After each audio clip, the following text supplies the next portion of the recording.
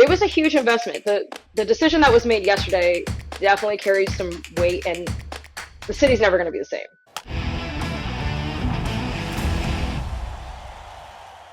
Let's talk about this new $1.3 billion ballpark that the Rays are getting close to finalizing in terms of paperwork and all the votes they need. Much more information here from Colleen Wright, who joins FT for the first time. She's a St. Petersburg reporter for the Tampa Bay Times. Colleen, really appreciate the time and to dig into like the newsy part of this story and what's going on there. So thank you for joining us. And can we start with your overview of where we're at with this project, which includes a pretty lucrative real estate deal for the Rays as well? Yeah, thank you so much for having me. So yes, yesterday basically cleared the tallest hurdle for a new Rays stadium. It's projected to cost about $1.37 billion. And you mentioned real estate deal. There's going to be pretty much what equates to a small city around it, 65 acres, that is going to be called the historic gas plant. It's not a done deal. There still needs to be a vote from the Pinellas County Commission to fund about $312 million, but that's a much simpler decision. That's all they're voting on. Yesterday, there were like 6 different items, from a dozen binding agreements to the bonds that the city has to take out to pay for its own share, community benefits, promises about jobs and using minority and small-owned businesses, a donation toward the first purpose-built African American museum, meaning it would be the first museum built for the purpose of being an African American, first building built for the purpose of being an African American museum. So there was a lot more writing on this, and the project overall is expected to pass with the commission just because it's less to decide on. So yesterday was a pretty big, clear, and very real sign that this will likely happen. This is expected to pass July 30th. That's the next expected vote. Why did this happen now? I mean, it was still, I think if I read your article right, it was 5-3 was the vote. So it essentially just passed by 1. Why did this happen now? Who pushed this past the line, or who pushed it to sway the other way where it hadn't been working before? Yeah, that's a great question. So yes, you're right. If it had been a 4-4, it would have been a failed vote. It fails on a tie, would not have happened. You ask why now? The vote had been delayed just a little bit due to certain contracts. Certain things weren't working out. They actually even made a change on the dais yesterday to kind of put a little bit more teeth into some of the like environmental and sustainability resilience standards, but still not enough according to the local Suncoast Sierra Club here. But I think the big, to answer your question, it's not so much on the votes, but it's about the plan and proposal now. And I think it's a confluence of a lot of things. We have a mayor, it's taken 6 mayors to get to this point, and this mayor is the one to put together a vision that had the Rays on board, that involves like a global development partner in Hines, which is the Rays partner on the deal, and just the timing of St. Petersburg. St. Petersburg is a very different city than it was in 2007 when the Rays began their quest to find a new stadium. So I think it's the timing, it's the people involved, it's maybe even running out of time for the Rays to do anything. The contract here in St. Petersburg was up in 2027, so we're 3 years away from that. And I think it just all came together, and at least 5 people thought that it's better maybe than the alternative, which is the Rays walking away, and frankly 86 acres of asphalt just sitting there, not generating any taxes, not contributing anything as it is today. So I think everybody acknowledges this is a deal that's not perfect, but at least palatable enough. Colleen, so you mentioned the 5. What about the 3?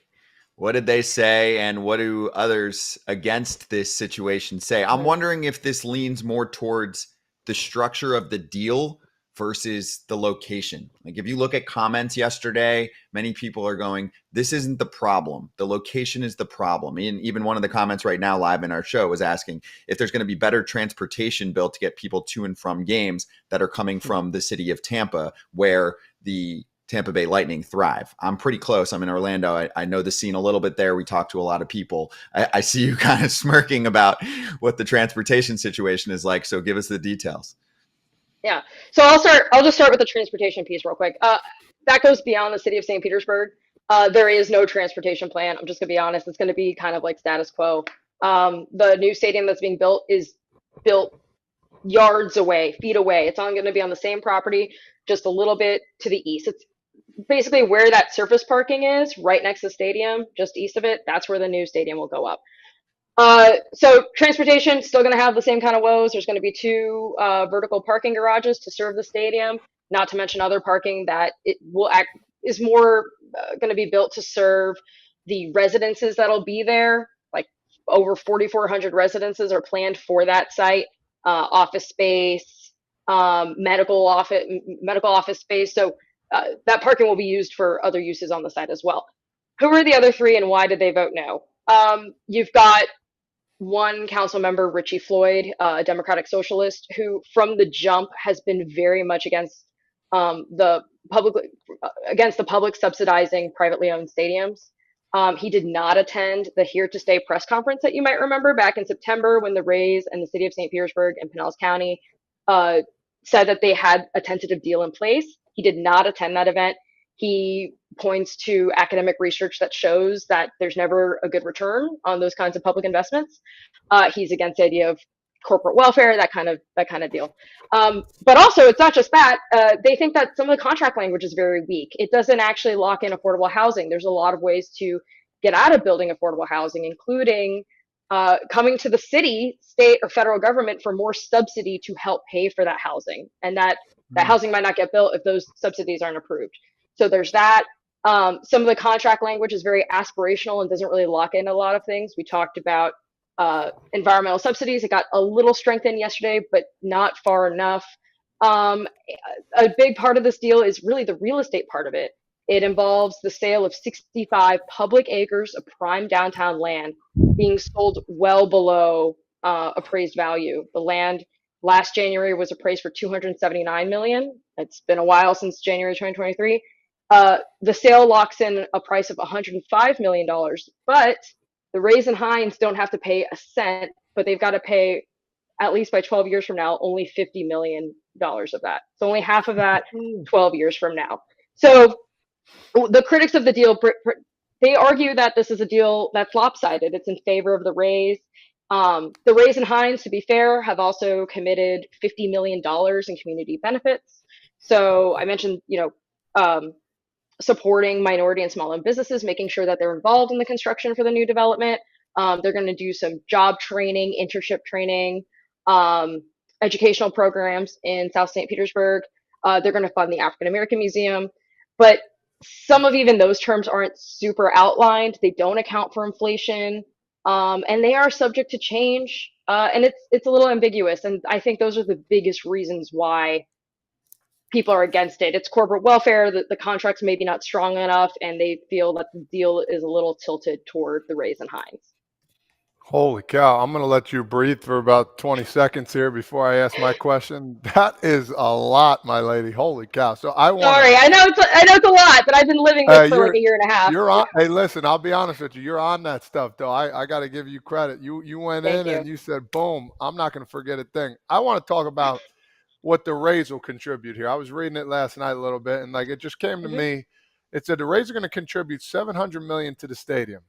Holy, it's just a monster number to me. They're responsible for cost overruns in the stadium, infrastructure for the historic gas plant district. They get to keep the revenue from tickets, concessions, broadcasting, and naming rights. Is that going to be a monster number for them? Do you see them making a lot just on those four things alone? Yeah, I don't see why not. I mean, they just got a huge stadium and redevelopment deal. I mean, people bring up well, Stu Sternberg, the owner of the Rays, can turn around and sell the team and the deal with it. And some of that language in the contract was actually cleaned up. But of course that can happen. He says he won't. But who knows? And yeah, it's a lot of things, right? That the city is not going to be getting. Broadcasting rights. They've got a great broadcasting deal, naming rights for the stadium, whatever they decide to name it. Tickets, concessions, all of that stays with the Rays. But the Rays are just responsible, if the stadium is 1.3 million, 700 million is the larger half of that. And yeah, insurance, as we all know, not cheap in Florida. Um, Insurance, maintenance costs, repairs, that's all going to be on the Rays. Where right now, I believe the city contributes some of that. Um, but still, yeah, they're gonna keep a lot of money. I think they're gonna come out okay. This is perfect because Todd kind of leewayed my long question in. Yesterday, we looked at teams' revenue currently and the amount they're spending on payroll. And they're at the lowest in the league at 33.2%. About the revenue was around 300 million, and they spent about 100 million. Does the city of St. Pete or the congressmen and women that vote on this look at that and say, do we really want to go into business? Because essentially the city is continuing business with a team that has proven to not put the money that they make back into a team. Why would they, with all you said about contracts, how it's kind of ambiguous, I'm kind of here, we're not there, why do they want to go into business with somebody that has already done the same thing? Do they think that they're going to be different in the sense that, like, oh, well, we'll get something out of this, and it's not just for the Rays? All great points. A lot of critics of the deal have brought up exactly what you said. You know, it's $1 billion franchise. They could pay for it all on their own if they want. Some of their cash flow, like a 20-year cash flow, was required as part of the process to become a developer for the project. It wasn't automatically on the Rays. There was a selection process. The Rays and Hines competed with 3 other proposals. That analysis is actually not open to the public. It's actually considered a trade secret under Florida law. I know that doesn't really make sense considering there's public money going toward this, but that's what it is. And I'm sorry, you're talking, about if they could do it, but why would they want to do it? Has this come up with the city council? I think the city council looked at it as, they think that baseball is a big part of the city's history. St. Petersburg kind of got put on the map because of spring training. They pride themselves on being a major league baseball city, and they see the Rays as a really good corporate partner. The Rays had at least 87 letters of support from local nonprofits and businesses saying that, hey, the Rays have been there to contribute to our charities, to contribute to kids, they bolster our business community, that they're a very good corporate partner, and we don't want that corporate partner to leave the area. There was always this risk of what would happen if the Rays leave. Now, of course, some critics say St. Petersburg's just going to they're going to be just fine. We're a booming city. Our property values are going through the roof. That's the reason why the city thinks that they can afford leveraging future property values with pretty aggressive, they're saying that property values are going to go up 7% every year, and that's what it's going to take to pay for this.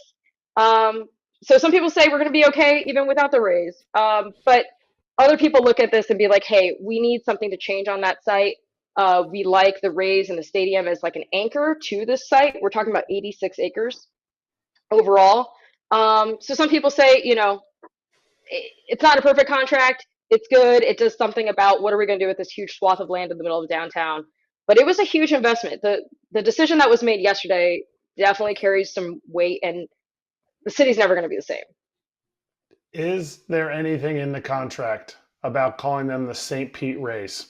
Because if you were really like embedded in this city, you didn't go to Tampa like the Tampa Lightning did.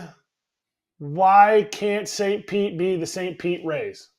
Yeah, this was a big discussion back in December. And it was actually a former mayor, Rick Baker, who brought this up, saying, hey, if the city is going to pony up and commit about $700 million through 2055, it should be named after us. And it kicked off this whole debate. And the Rays basically said it was a non-starter. The current mayor of St. Petersburg, the architect of this deal, Mayor Ken Welch, was like, we're not really, he didn't see him on board. There were some council members who wanted to explore it, but at the end of the day, that proposal basically got watered down to basically get the Rays to tell their broadcasters, hey, we don't play in Tampa, we play in the city of St. Petersburg, to use the St. Petersburg name. I believe the only thing that's in the contract when it comes to naming rights is that the stadium can't be named something that isn't in St. Petersburg. Like, it can't be like Orlando Health, which is now the hospital in St. Pete. It can't have another city's name in there. but there will be nothing called St. Petersburg Rays. That was kind of an idea that was more or less faring, I think it's fair to say dead on arrival. Quick one from a fan wondering what happens to the Trop. Are they just going to blow it up at some point? Great question. Great question. Yeah, that's exactly it. So the Rays will stay in the Trop until the new stadium right next door is built, and will be ready for opening day 2028. Once they move into the new stadium, the city, that's part of what the city's contributing towards. They'll pay for it. It'll be demolished, and then that will be built out as part of the redevelopment that will be known as the historic gas plant district. Okay, so last one from my end is just trying to dig deeper into how attendance will boom for this team. I know, Eric tried to bring up the payroll situation. That is one way to make a team better. It's not the only way, and the Rays have proven you can have a somewhat consistent winner by being a low budget team. But there is a star factor to keeping players and for people, kind of growing up watching the same players for a decent amount of time and not just always, flipping them away after 3 or 4 years. It's just what the business of the Rays has been like, even though you can make a pretty good case that they're making a lot of money.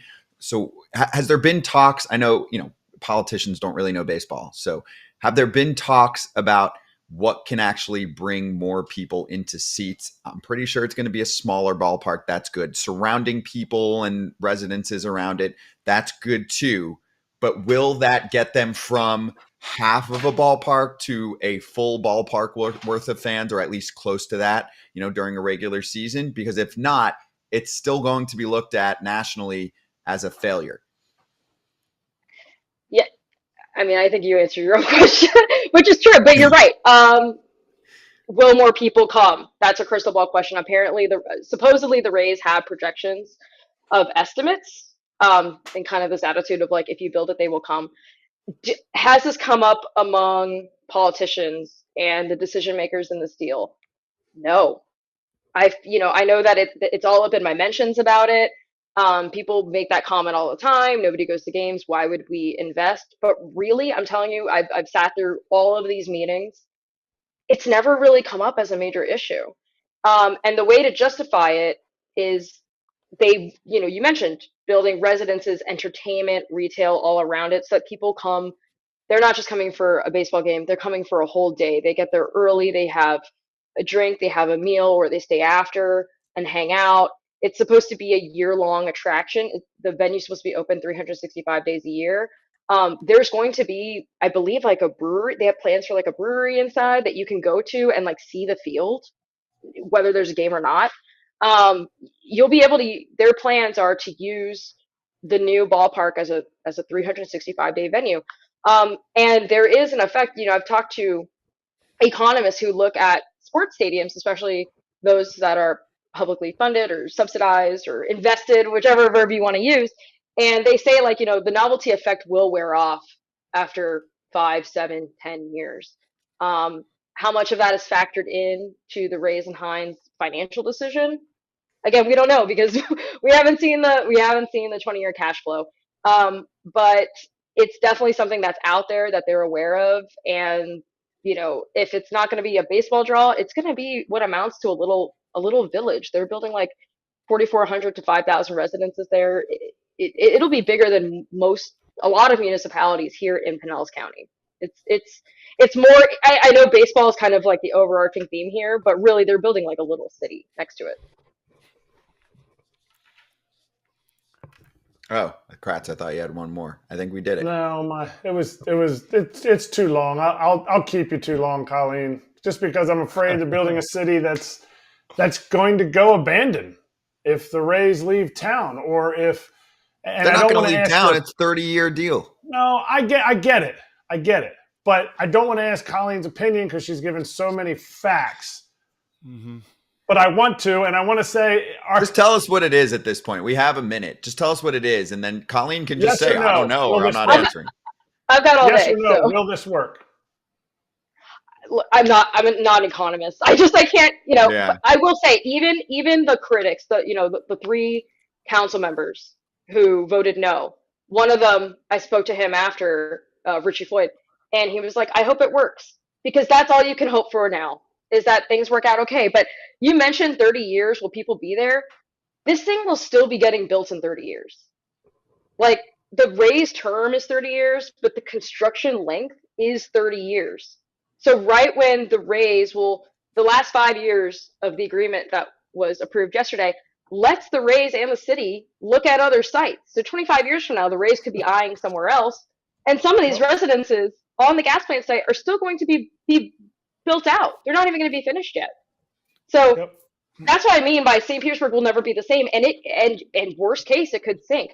Not only that, in 30 years, I mean, we could have a recession, multiple recessions, a hurricane, multiple hurricanes. There are a lot of things that can happen.